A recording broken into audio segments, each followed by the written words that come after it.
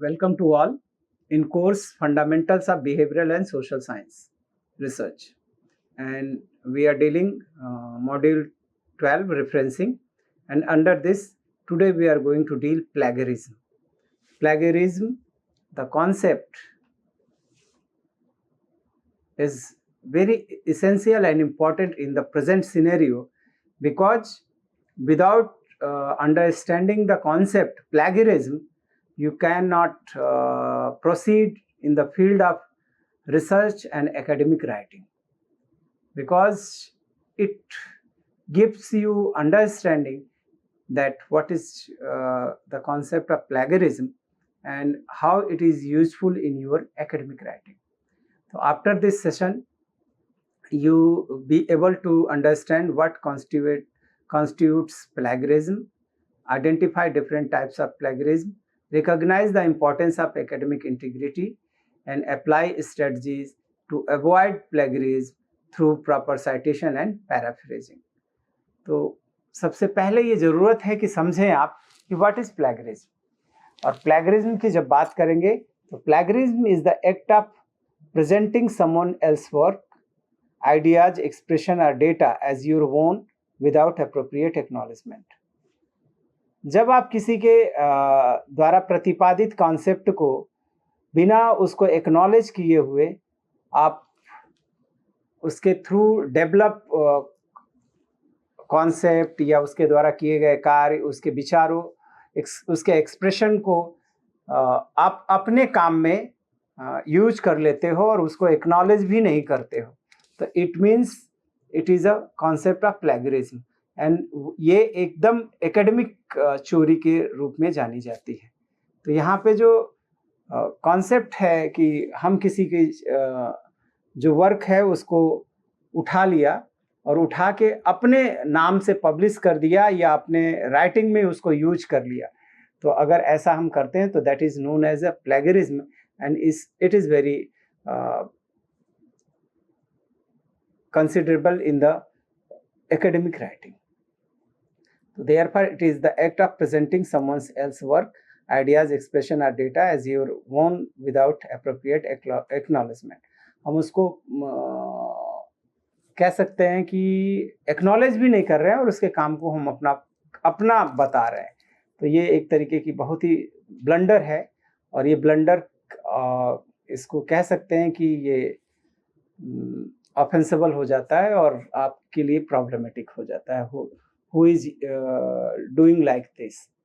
Example जैसे कि एक लिया गया है, student कॉपिंग and pasting paragraphs from A PhD thesis directly into his research paper without citing the source or putting the copied text in quotation marks and acknowledging the original author। जैसे कि जिसका वो कंटेंट या text उसने उठाया उसको quotation में भी नहीं लिख रहा है कि इन्वर्टेड कामास के अंदर लिखे, नो, उसने अपनी जो स्मूथ राइटिंग है उसमें उसने डाल दिया है, और विदाउट साइटिंग देयर नेम्स या उसको बिना वेटेज दिए या एक्नॉलेज किए हुए उस आपकी फ्लो स्पॉन्टेनियस राइटिंग में अगर वो कंटेंट मिल गया, it means you are showing that content is your own, आपका अपना कंटेंट है। तो ये तो आपने किसी के ओरिजिनल थॉट को चुरा लिया, और जब ओरिजिनल थॉट को चुरा कर आप उस थॉट को अपना कह रहे हो, और if that is priorly published, अगर ये हम कहते हैं कि वो पहले से ही पब्लिश्ड है, if that is not published also and that is in knowledge domain, वो नॉलेज डोमेन में है और पब्लिश नहीं है, वो हो सकता है उसके अपने पास है और उसकी थीसिस में है, वो थीसिस पब्लिश नहीं है, तो देन ही और सी कैन क्लेम अगेंस्ट यू, कहीं भी वो एकेडमिक थेफ्टनेस या चोरी के नाम से जानी जाती है। तो ऐसे में इस कॉन्सेप्ट को हम प्लेगरिज्म के कॉन्सेप्ट से, जो साइंटिफिक टर्मिनोलॉजी है उसमें प्लेगरिज्म के नाम से हम जानते हैं कि इस तरीके का काम अगर हम किसी को बिना एक्नॉलेज किए हुए उसके कंटेंट को, उसके आइडियाज़ को, उसके वर्क्स को अपने वर्क में, अपनी राइटिंग में अगर इन्वॉल्व कर लेते हैं तो ये प्लेगरिज्म के नाम से जाना जाता है और इट इज ऑफेंसिबल। अब बात करें कि टाइप्स ऑफ प्लेगरिज्म। प्लेगरिज्म के भी कुछ टाइप हैं, और उसमें पहला जो है वो डायरेक्ट प्लेगरिज्म। जैसे कि डायरेक्ट प्लेगरिज्म को copy pasting text without quotation और साइटेशन, बिना हम इन्वर्टेड कामाज में रखे और उसको बिना साइट किए हुए अगर हम अपने कंटेंट में कॉपी पेस्ट कर ले रहे हैं तो इसको हम डायरेक्ट प्लेगरिज्म के रूप में जानते हैं। तो this is direct plagiarism if we are copy pasting text without quotation और citation. Next one, self plagiarism. अब ये word self plagiarism, yes direct plagiarism तो समझ में आ रहा है, लेकिन सेल्फ प्लेगरिज्म का क्या मीनिंग हो सकता है? It means reusing. हम अपने ही काम को अगर बिना कोट किए, बिना एक्नॉलेज किए हुए यूज में ला रहे हैं तो that will known as self plagiarism. तो self plagiarism here reusing our own previous work without acknowledgement. अगर हम बिना खुद को भी एक्नॉलेज नहीं कर रहे हैं तो that is also the plagiarism and this is under the self plagiarism. तो ये ऐसा नहीं होता कि ये मेरा ही लिखा हुआ है, मेरा ही कथन है और वो बार बार हम उसको पब्लिश करा रहे हैं उसी कथन को, एक ही स्टेटमेंट को, एक ही राइटिंग को, तो that will be consider under the self plagiarism. इसलिए if you are using your words what you have propogated in first, पहले आपने डेवलप किया है जो कॉन्सेप्ट और उस पे बेस आपने एक राइटिंग लिखी हुई है, एकेडमिक राइटिंग की हुई है, कोई पेपर पब्लिश किया हुआ है, कोई किताब लिखी हुई है, तो जब आप उसको कोट कर रहे हो दूसरी राइटिंग में, एकेडमिक राइटिंग में, तो then you should acknowledge that and use your in text citation on the with the help of your name. Otherwise that will be considered under the self plagiarism and this today आज के scenario में ये बहुत जबरदस्त self plagiarism का concept आता है, क्योंकि हम ये समझ के चलते हैं ये तो मेरा ही है, मेरा अपना ही है और मेरा अपना है इसलिए हम उसको कहीं भी कोट कर यूज में ला सकते हैं और चूंकि वो हमारी राइटिंग है तो हमारी राइटिंग हम वो तो हमारा जन्म सिद्ध अधिकार है, yes that may B, but that will be considered under the self plagiarism because you have written priorly a book, priorly a paper, so then you should acknowledge that within its publication in this year, तो वो चीजें आपकी वहां पे होनी चाहिए, otherwise that will be considered under the self plagiarism. Next one, mosaic plagiarism. Mosaic plagiarism का मतलब है borrowing phrases from a source without quotation marks. तो कभी कभी हम लोग क्या करते हैं, किसी फ्रेजेस को जस्ट एट इज उठा लेते हैं from a source without quotation marks, हम उसको किसी उसमें नहीं रखते कोटेशन में या इन्वर्टेड कामास के अंदर में, तो दैट वो जब फ्रेजेस को ही उठा लेते हैं, borrowing phrases from a source, तो उसको मोज़ेक प्लेगरिज्म के कॉन्सेप्ट में कहते हैं। जैसे कि एक स्टैंजा पूरा का पूरा, एक पैराग्राफ पूरा का पूरा उठा लिया, तो that will B accidental plagiarism. Yes, कभी कभी प्लेगरिज्म ऐसी भी हो जाती है जहां पे हम जिसको कह देते हैं कि अरे ये तो हम समझ ही नहीं पाए, तो वो एक्सीडेंटल प्लेगरिज्म के रूप में जानी जाती है। जैसे कि failing to cite sources correctly, yes, इसीलिए अभी हम लोगों ने बात करी कि रेफरेंस मैनेजमेंट टूल्स, तो वो अगर हम उसका साइटेशन सही करते तो शायद वो प्लेगरिज्म के अंतर्गत नहीं आता। तो failing to cite sources correctly due to ignorance और केयरलेसनेस, तो हमारा जो, वैसे हम इग्नोरेंस के साथ तो नहीं जाते हैं, लेकिन कभी कभी हमारे जो केयरलेसनेस होती है वो हमारे लिए घातक सिद्ध हो जाती है, that is problematic to us, और इसलिए वहाँ पे एक्सीडेंटल प्लेगरिज्म अराइज हो जाती है। तो उससे बचने का हमें प्रयास करना है अगर, तो हमें रेफरेंस मैनेजमेंट टूल के साथ जाना होगा। अगर वहाँ से हम लोग रेफरेंसिंग करते हैं with the help of reference management tools, तो then accidental plagiarism concepts will not arise anywhere. अब इसको थोड़ा और डिटेल में अगर हम समझें तो इस तरीके से कह सकते हैं, जैसे कि डायरेक्ट प्लेगरिज्म आप देखें कि जो हमने कहा पहले ही कि copying someone's else words exactly from a source without quotation marks और साइटेशन, जैसे कि ओरिजिनल सोर्स में आप देखें कि education is the most powerful weapon which you can use to change the world. Nelson Mandela की स्टेटमेंट है और इस तरीके से ओरिजिनल लिखा हुआ है। और अगर इस तरीके से हम इसको कर दे रहे हैं, प्लेगराइज वर्जन में आ जाएगा, education is the most powerful weapon which you can use to change the world. Inverted commas भी हमने हटा दिया और कहीं उनका नाम भी नहीं दिया, और हमने अपने जो इस राइटिंग है उसमें एज इट इज इस तरीके से यूज किया जिसमें इन्वर्टेड कामास को हमने हटाकर लिखा। तो this will consider as the plagiarised, यानी कि it will be consider under the plagiarism concept. तो therefore what should be there, what is the correct version? तो as it is what is there उसको इन्वर्टेड कामाज में लिखेंगे, और साथ ही साथ इन टेक्स्ट साइटेशन हम करेंगे। It is the format of the APA style Mandela comma 1994। कब उन्होंने ये स्टेटमेंट दिया या किस राइटिंग में इनका वो रिपोर्ट हुआ है, तो उसको हम जब रिफ्लेक्ट करेंगे then this will be correct version, और it will not consider under the plagiarism. So therefore it is required to quoting any person's work in our academic writing, that should be acknowledged with their name। तो ये हमें करना होगा, अगर नहीं करेंगे तो हम फिर प्लेगरिज्म में आ जाएंगे, और प्लेगरिज्म हमारी राइटिंग को कहीं ना कहीं एक अलग वे में ले जाएगी, और हो सकता है वो राइटिंग आपकी रिजेक्ट भी हो जाए। सेल्फ प्लेगरिज्म सेकेंड वन, जो हमने पहले ही कहा कि reusing your own previously published और submitted work is in another assignment, article और थीसिस विदाउट प्रॉपर एक्नॉलेजमेंट और परमिशन। जो पहले की आपकी राइटिंग्स हैं या पब्लिश वर्क है या सबमिटेड वर्क है, अगर उसको आप प्रॉपर एक्नॉलेज नहीं कर रहे हो कि अपने ही राइटिंग्स को इन टेक्स्ट साइटेशन अगर आप नहीं लिख रहे हो, तो that can be considered under the self plagiarism. और कभी कभी हम लोग इतने कॉन्फिडेंस हो जाते हैं कि हमें लगता है कि self plagiarism nobody will check, nobody will assess it.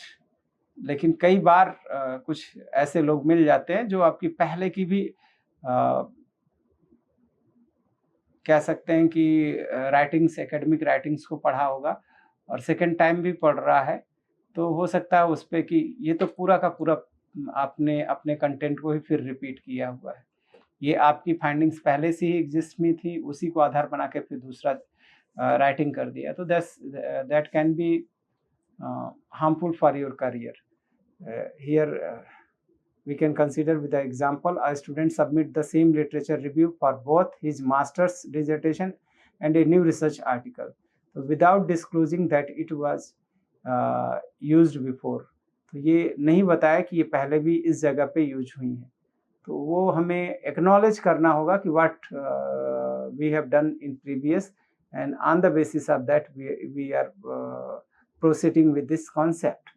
तो करेक्ट प्रैक्टिस जैसे कि मेंशन है, parts of this literature review were adopted from my masters thesis submitted in this at this university. तो this is not to typical to write this, and this will be authentic, and this will save to you from the plagiarism. तो self plagiarism is also to understand and be careful, otherwise it can be considered under the self plagiarism। Patch writing concept, taking phrases or pieces from a source and mixing them into your own writing। तो वो patch का काम करता है, without quoting और citing properly, even if you change some words. और कभी कभी हम लोग सब वर्ड्स को चेंज करके हमें लगता है कि पैराफ्रेजिंग कर लिया, तो कुछ नहीं, मीनिंग तो है, हमने तो उसको सिनोनिमसली उसके वर्ड्स को सिनोनिमसली चेंज कर दिया, मीनिंग है तो क्या है, नो प्रॉब्लम। तो ऐसा नहीं है, तो that can be mosaic plagiarism में कंसीडर हो सकता है। लाइक दैट ओरिजिनल सोर्स की एक राइटिंग है, social Research is a systematic method of exploring, analyzing and conceptualizing social life in order to extend, correct or verify knowledge. अब यहाँ plagiarise version हमने क्या काम किया, यहाँ लिख रहे हैं कि social research is a structured way to analyse and understand. Conceptualise को अंडरस्टैंड से रिफ्लेक्ट किया, सिस्टमेटिक मेथड को स्ट्रक्चर्ड वे से एक्सचेंज किया. तो इस तरीके से एक्सटेंड को आप देख सकते हैं दूसरे वर्ड से चेंज किया. तो यहाँ एक्सपेंड से एक्सटेंड, एक्सपेंड. तो अब वर्ड आप चेंज तो कर दिया, even though the words have been slightly change, the structure and core ideas are copied. आपने जो आइडिया तो उस पर्सन, जो पर्टिकुलर पर्सन है उसका उठा लिया ना, आप सिनोनिमली वर्ड से चेंज कर दिए, उसके कॉन्सेप्ट तो वही है. That concept is given by the particular person, and if you are using that concept, that should be acknowledged with their name. अगर वो नहीं कर रहे हैं, हम उसके नाम को acknowledge नहीं कर रहे हैं, तो this will be considered under the mosaic plagiarism. And right version जो इसके लिए यही हो सकता है कि we can write as Newman 2014 explains. अब उसके बाद से उठा लिया as it is. Social research is a systematic method of exploring, analyzing and conceptualizing और उस पेज को भी हमने मेंशन कर दिया. नॉट नो एनी इशू, हमने उनके नाम के साथ ईयर और जहां पे वो राइटिंग है, क्योंकि this will be in our reference list, ये हमारे रेफरेंस लिस्ट में या बिब्लियोग्राफी में ही होगा, क्योंकि हम इसको इग्नोर नहीं कर सकते. If it is required strengthen our concept as a scholarly, तो हमें अपने जो हम अपना ओपिनियन है जो एक्सप्लोर कर रहे हैं उसको स्ट्रेंथन करने के लिए इनके ओपिनियन को हम उसमें डाल रहे हैं. अगर वो दैट इज रिक्वायर्ड तो come with their name, otherwise this will be consider under the mosaic plagiarism और पैच राइटिंग. एक्सीडेंटल प्लेगरिज्म, जैसा कि हम सब ने पहले ही समझा कि एक्सीडेंटल प्लेगरिज्म एक ऐसा कॉन्सेप्ट है जो हम जानबूझकर नहीं करते लेकिन हो जाता है. मैं देर करता नहीं, देर हो जाता है. तो ऐसे ही कॉन्सेप्ट यहाँ पे है कि हमने तो सारे एफर्ट किए, we have make all effort, but how it hap, ये कैसे हो गया. तो therefore it is required to be careful during writing the referencing. तो plagiarism that occurs unintentionally, often due to lack of knowledge, poor note taking or failure to cite correctly. Due to lack of knowledge, poor note taking or failure to cite correctly. अगर हम intentionally कोई काम नहीं कर रहे हैं, unintentionally वो हो जा रहा है, क्योंकि हमारे पास उतना पर्याप्त ज्ञान नहीं था, ये इस तरीके से नहीं, इस तरीके से करना था. जो नोट हम बना रहे हैं वो भी कहीं ना कहीं हमने सारी चीजें कवर नहीं करी, और फेल्योर टू साइट करेक्टली, और साइटेशन ही हमने गलत कर दी. लिखना कुछ और था, लिख कुछ और दिया, कामा कहीं और यूज करना था, डॉट कहीं यूज करना था, वो भी हमने गलत कर दिया. तो that will make our work not worthy, वो हमारे पूरे काम को ही बेकार कर दिया. तो that will be consider as the accidental plagiarism. और हियर एग्जाम्पल में अगर हम कंसिडर करें तो देखें कि a student writes the caste system continues to affect social mobility in India. The caste system continue to affect social mobility in India. This idea came from a journal article, but the student did not cite the source thinking it was common knowledge. उसने सोचा ये तो common है, ये knowledge तो common है, तो it is not required to cite, but that is in existence with that particular person name, therefore it should be with their name. Correct version वही है कि the caste system continues to affect social mobility in India, bracket में उसका नाम और year APA style में, और name के बाद जो उसका टाइटल है सम पर्टिकुलर देश पांडे, तो देश पांडे कामा 2011। तो it is a right way. तो हो सकता है कि मुझे पता ही नहीं था कि अरे ये तो कॉमन नॉलेज है, इसको भी साइटेशन में जाना चाहिए था। और हो सकता है कि हमने देश पांडे ना लिख के उसका फर्स्ट नेम यूज में ला दिया, तो भी प्रॉब्लमेटिक हो सकता है। तो लैक ऑफ नॉलेज है, और हम लिख रहे हैं APA स्टाइल में और कामा हटा दिया तो MLA में चला गया। तो पुअर नोट टेकिंग, हमने बनाया तो था अपने पास वो नोट की how to write, but due to some mistake, जो नोट टेकिंग जो हमारी गलत वे हैं उससे, और फेल्योर टू साइट करेक्टली, जैसे हमने कहा कि नाम की जगह सरनेम की जगह नेम लिख दिया। तो these are the causes by that we suffer with the accidental plagiarism. हमें एक्सीडेंटल प्लेगरिज्म के साथ हम चले जाते हैं, और plagiarism means plagiarism that may be by the accidental, हम नहीं चाह रहे हैं अनइंटेंशनली, लेकिन हो तो गया ना। जब हो गया तो it will create the problems. Your writing can be rejected. आपकी जो एकेडमिक राइटिंग है, अगर आपने पब्लिकेशन के लिए दिया है, वहां से रिजेक्ट हो सकती है वो। तो इसलिए be conscious and avoid the plagiarism. जब हम बात कर रहे हैं अवॉइड द प्लेगरिज्म, तो उसके पीछे के कारण भी जानने, वैसे तो by with the help of previous examples what we have I have given, you can understand, but here it is mentioned clearly why avoid plagiarism। हम प्लेगरिज्म को क्यों अवॉइड करें? तो फर्स्ट जो कॉन्सेप्ट है, मेंटेन्स एकेडमिक इंटीग्रिटी। हम academic integrity को maintain करने के लिए प्लेगरिज्म को अवॉइड करें। जैसे honesty is the foundation of scholarly communication. हमें करना क्या है?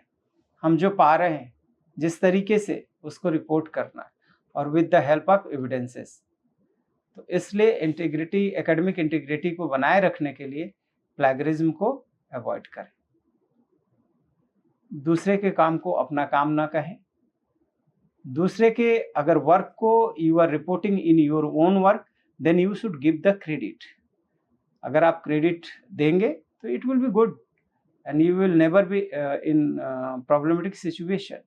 Therefore, honesty is the foundation of scholarly communication, and by the making for the making academic integrity, maintain academic integrity, it is required to avoid the plagiarism. Second one, promotes original thinking. Yes, जब आपकी original thinking रहेगी तो plagiarism का कहीं concept ही नहीं आएगा।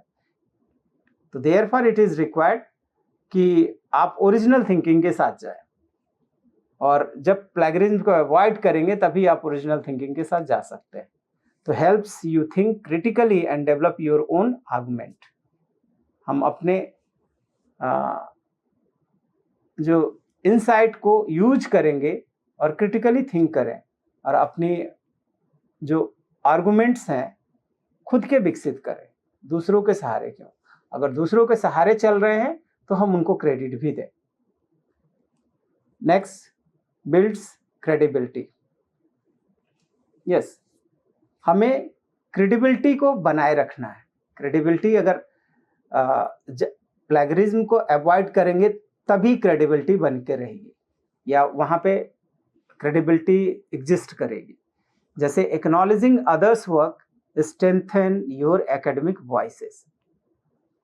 मेरे जैसे कहने के लिए इतने लोगों ने पीछे ऐसे काम किए हैं, और ये इतने लोगों ने भी यही कहा है जो मैं कह रहा हूं, या इन लोगों ने ये कहा है और मेरे विचार इस तरीके से हैं। तो that will strengthen your work और आवर वर्क। वो अगर हम किसी के काम को क्रेडिट देंगे अपने काम के साथ, तो हमारा जो एकेडमिकली जो टॉक है that will B sound. Scholarly जो हमने पहले ही कहा कि स्कॉलरली आर्गुमेंट के लिए there is required to evidences and academic evidences are required. तो अगर दूसरे की वर्क को हम अपने स्टेटमेंट या जो नॉलेज है जो एक्सप्लोर कर रहे हैं उसके साथ अगर हम कोट कर रहे हैं तो that will make your work authentic, या जो नॉलेज प्रोपाउंड हो रहा है उसको वो स्ट्रेंथन करेंगे। तो therefore builds credibility, acknowledging other works strengthens your academic voices. आप जो भी लिख रहे हो, जो भी बोल रहे हो, इन्होंने ये कहा और मैं ये कह रहा हूं, it means you have read. जहां हम लोग बात कर रहे थे कि हमारा वो दिखाता है साइटेशन कि I have read more and more, अधिक से अधिक मैंने पढ़ा हुआ। Therefore I am quoting the name others. Like that, when you are going for writing, and if you quote the names other in text, you are doing citation, so that will make more authentic your academic writing. So therefore it is required to build credibility, and it may be possible to avoid plagiarism with the help of avoiding plagiarism. Prevents disciplinary actions. Yes, पहले ही कहा कि अगर हम लोग ऐसा करेंगे, दूसरे के टेक्स्ट को, दूसरे के आइडियाज को और दूसरे के कॉन्सेप्ट को अगर हम अपना कॉन्सेप्ट कहते हैं तो वो बहुत ही हार्मफुल हो जाएगा हमारे लिए। तो it may be harmful for us, therefore we should avoid it. जो डिसिप्लिनरी एक्शन से बचने के लिए, प्रिवेंट्स डिसिप्लिनरी एक्शंस, अगर हम प्लेगरिज्म को अवॉइड करते हैं तो डिसिप्लिनरी एक्शन से बच सकते हैं। तो plagiarism can lead to expulsion, failed grades और legal consequences. Today scenario is changing, and if scenario is changing it means everyone are awaken. सभी जागृत अवस्था में है। किसी की लेखनी को अगर आप चुराते हो, किसी के शब्दों को अगर आप चुराते हो, तो they will make the noise, वो आवाज़ उठाएंगे और वो आपको कोर्ट तक भी खींचेंगे या लीगल कॉन्सिक्वेंसेज आपको भुगतने होंगे। तो इसलिए be conscious and avoid plagiarism.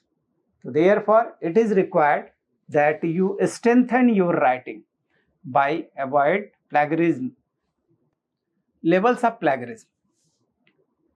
Yes, जो अभी पीछे हम लोग बात कर रहे थे कि अवॉइड डिसिप्लिनरी एक्शंस, तो वहाँ पे डिसिप्लिनरी एक्शंस के रिस्पेक्ट में भी और कितना प्लेगरिज्म का जो कॉन्सेप्ट है वो एक्सेप्टेड है और किसका जो स्तर है वो क्या है और वो क्या रिफर करता है। तो therefore it is required to know that. So plagiarism would be quantified into following levels in ascending orders of severity for the purpose of its definition. First one, level 0, and it is accepted similarities up to 10%. अगर किसी content की matching या writing में कहीं जो matching है वो near by 10% तक है, तो इसको हम लोग माइनर सिमिलरिटीज बोलते हैं और इट इज एक्सेप्टेबल, और यहाँ पे कोई पेनाल्टी नहीं लगती है, नो पेनाल्टीज हियर। तो therefore we should know the levels of plagiarism, कितना हम सिमिलरिटीज के साथ जा सकते हैं और वो हमारे लिए हार्मफुल नहीं हो सकती है। तो अगर 0 लेवल तक की प्लेगरिज्म आपके साथ, दैट इज एक्सेप्टेबल। जैसे पहले ही कहा कि similarities up to 10% it is accepted, and this is known as minor similarities, and here no penalty.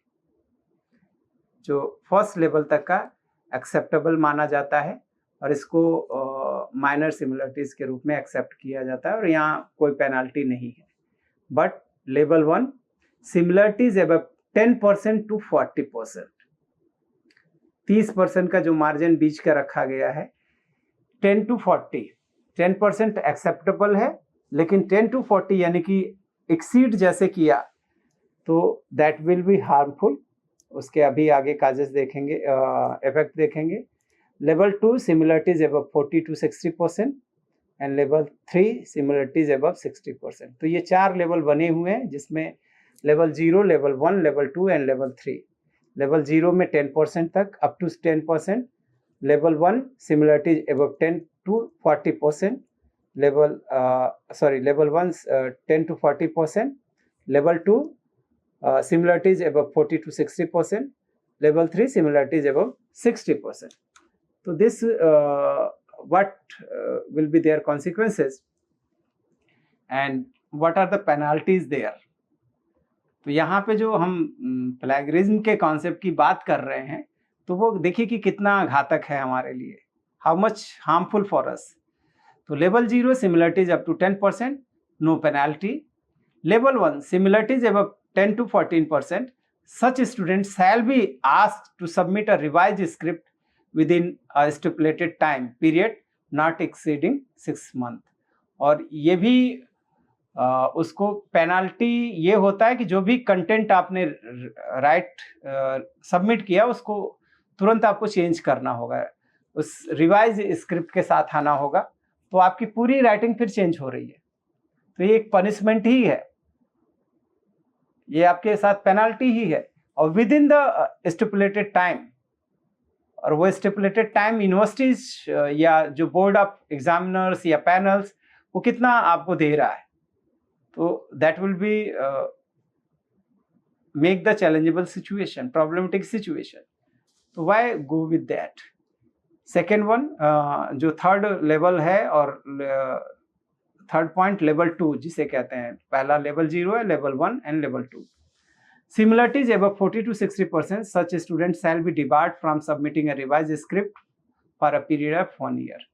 उनको डिबार भी किया जा सकता है, और यहाँ पे केवल उस पर्टिकुलर स्टूडेंट को ही नहीं बल्कि उसके सुपरवाइजर को भी डिबार किया जा सकता है फॉर 1 year।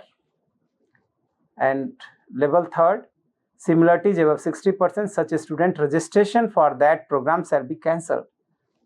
उस स्टूडेंट की जो रजिस्ट्रेशन है वो कैंसिल हो सकती है, और साथ ही साथ उसके जो सुपरवाइजर है उसको कुछ दिन के लिए एक्सपेल किया जा सकता है, डिबार किया जा सकता है। तो this is the situation created by the plagiarism concept. तो अगर प्लेगरिज्म के साथ आप जाओगे, अगर अवॉइड नहीं करोगे, if you don't know about the plagiarism, तो आपको वो जानना होगा।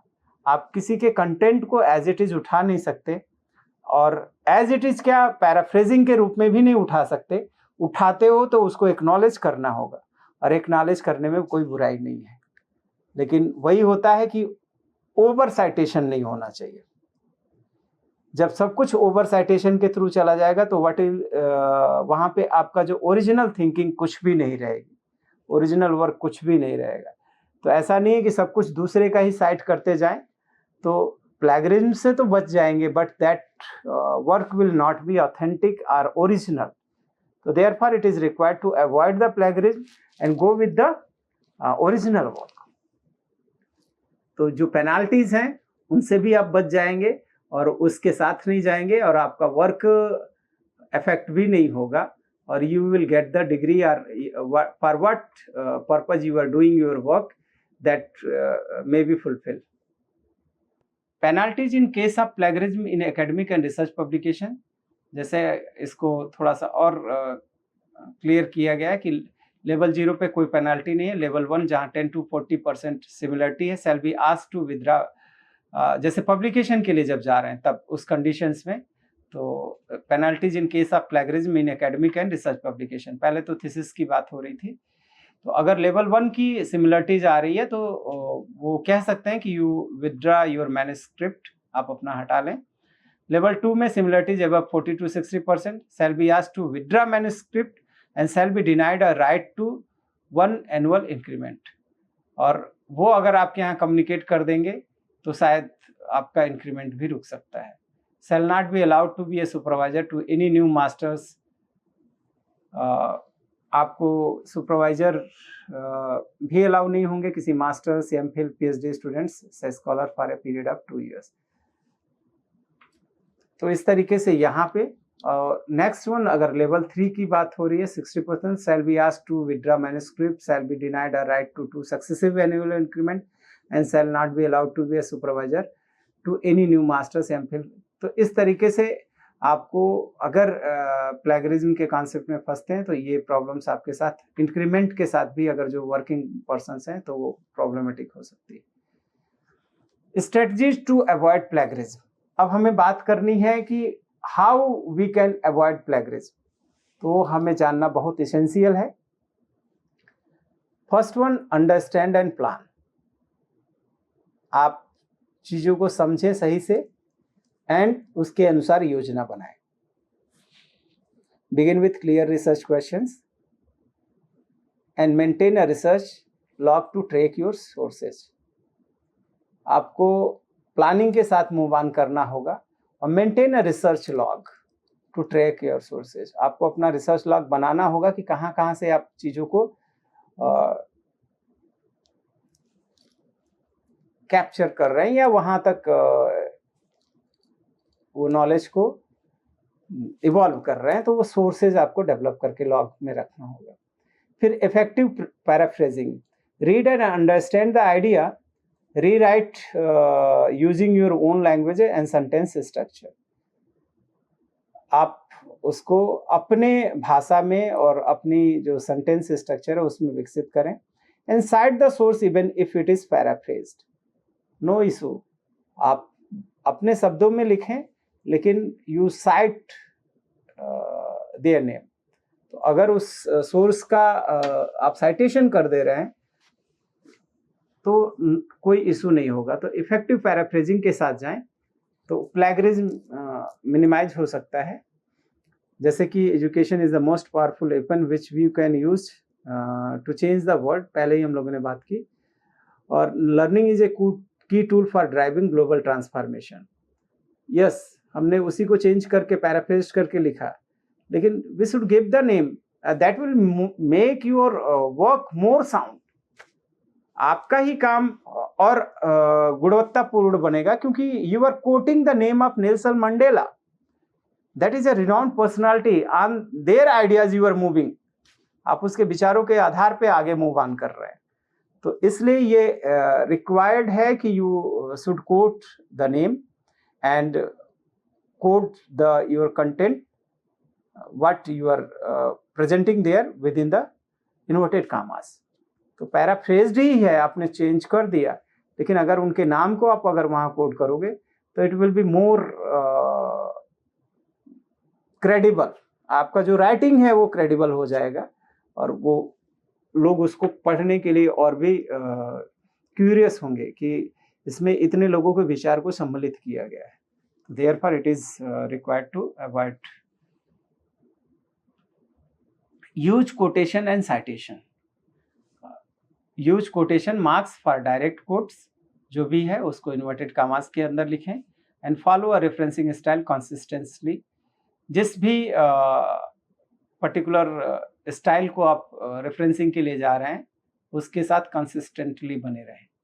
अदरवाइज कहीं MLA, कहीं APA, कहीं शिकागो, तो दैट विल बी कंफ्यूजिंग। और फिर जो इवेल्युएटर होगा वो आपके जो कंटेंट डेवलप्ड है या राइटिंग है उसको वो रिजेक्ट कर देगा, क्योंकि वो खुद में नहीं समझ पाएगा कि are you confident with citation referencing style और नॉट। क्योंकि कहीं आप APA को यूज कर रहे हो, कहीं MLA को यूज कर रहे हो, कहीं शिकागो को यूज कर रहे हो। Therefore it is required to follow a referencing style consistently. और जो भी कोटेशन यूज में ला रहे हो, डायरेक्ट कोट्स, उसको मार्क करो कोटेशन के रूप में, इन्वर्टेड कॉमास के रूप में।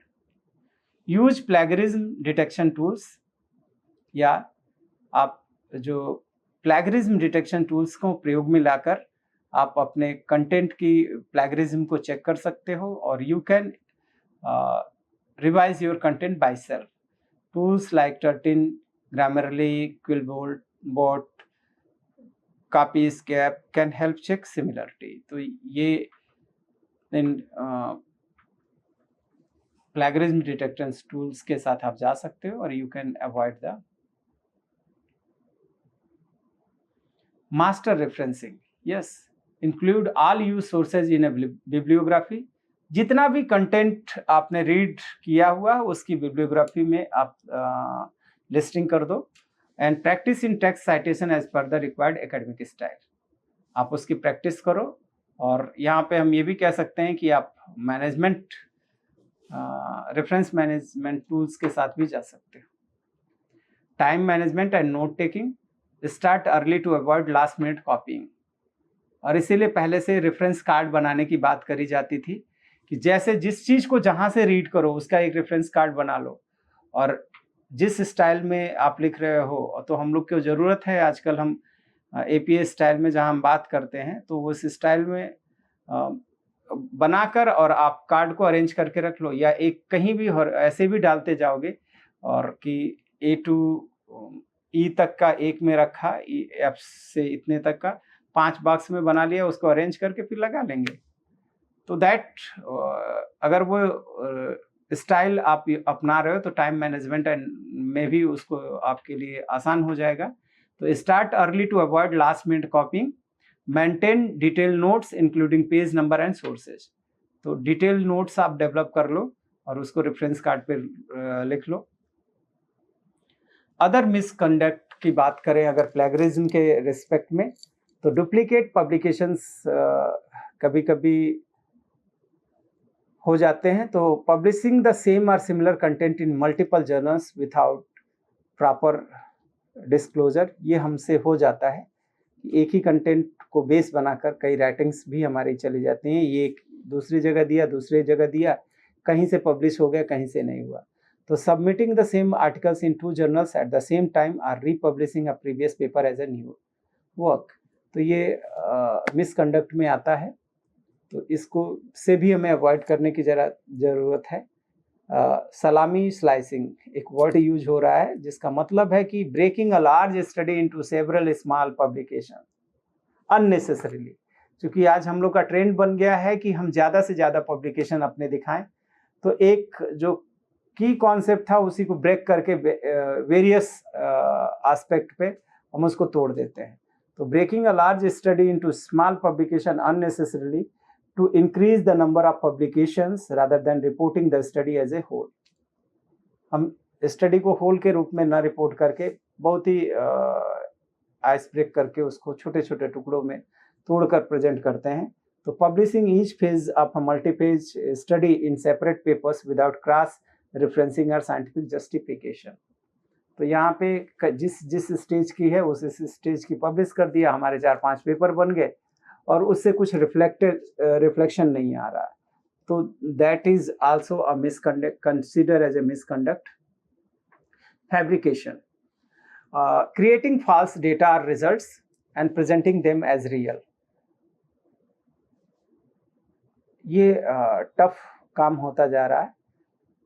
तो ये अगर हम करते हैं तो कभी ना कभी अगर सच में वहाँ पे जो एनालाइजर है या इवेलुएटर है अगर वो अपने सब्जेक्ट का एक्सपर्ट है, अपने फील्ड का एक्सपर्ट है, तो he can assess them and you may penalise. तो creating false data results and presenting them as real, as reporting interviews with participant that never happened or data points that were never observed. कभी कभी हम लोग अपने insight से data को develop कर देते हैं, तो वो नुकसानदेह हो सकता है, मिसलीडिंग हो सकता है. अगर मान लीजिए उसी को आधार बनाकर किसी ने कोई पॉलिसीज विकसित करने की योजना बना दी और वो फेल्योर में चला गया, और हो सकता है वो गवर्नमेंट ने उसको आधार बना लिया, तो it can be a bigger misconduct and it may be problematic for you also and your institution. Therefore, it should not be done there. Falsification, manipulating research materials or data to misrepresent the findings. Example, changing the reliability coefficient from 0.57 to 0.75. ये तो हम निकाले हैं, observe हमने किया 0.57 reliability coefficient और उसको change कर दिया 0.75. तो जो falsification है वो बहुत टफ हो जाता है, तो so the reliability value as high, तो इससे भी हमें बचना चाहिए, तो this can be problematic. Now it is required to think how you are going to develop your insight. So this is required while doing your last academic writing. Have you properly credited every idea and fact that is not common knowledge? Common knowledge नहीं था और उसको क्या आपने properly credit दिया जिसके जहां से उठाया. Did you clearly distinguish between my thoughts and others? अपने विचारों और दूसरे के विचारों में आपने क्लियरली डिस्टिंग्विश किया. Have you used my sources ethically and responsibly? तो इस तरीके से अगर आप सोचोगे तो शायद आपके दिमाग में आएगा कि what is plagiarism and how we should avoid the plagiarism and how we can proceed for the original writing, original thinking. So this will make you more aware about the plagiarism, and it will develop the creative thinking, creative skills, and original thinking. So it will make you more aware about the plagiarism. And you can go with the activity. Paraphrase the following quotes without plagiarizing. Global warming is the most significant environmental challenge of our time. अब इसे आपको paraphrase करना है. The following quote without plagiarising. तो कैसे करते हैं? Activity 2, read a short paragraph and identify the type of plagiarism. You can prepare this paragraph in advance with mix errors. तो with these activities you can develop your insight about the plagiarism. तो go with that, and like this activities you can also choose the activity, and by the reading these references you can strengthen your insight. Thank you for this.